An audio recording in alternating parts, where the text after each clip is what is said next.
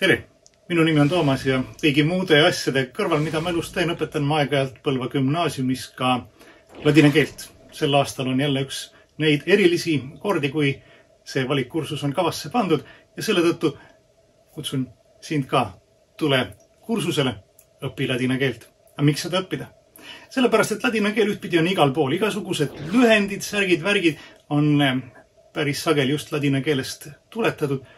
Pluss see, et päris palju muid keeli, mida me elus õpime, millega kokku puutume, on moel või teisel ladina keele mõjutustega ja kui oskad kas või algtasemel ladina keelt, siis on päris palju lihtsam aru saada ka nendest teistest keeltest. Ja teistpidi ka, et kui sa juba oled õppinud inglise keelt, saksa keelt, minu pärast hispaania keelt või mõnda muud seesugust, siis on jällegi ladina keelt hea lihtne õppida, sest et paljud sõnad tulevad juba tuttavad ette.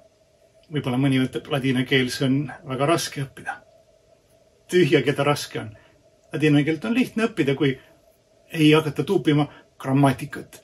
Neid tabeleid, mis võib-olla mõndagi on ära hirmutanud, kes elus on keele õppimisega kokku puutunud, meie seda ei tee. Meil on oma õpik. Õpiku nimi on Lingua Latina per se illustrata.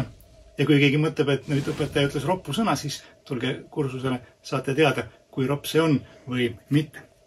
Siin õpikus on sellised jutud, loeme, tõlgime, teeme mõned harjutused ka ja nagu imeväel saabki keel suhu.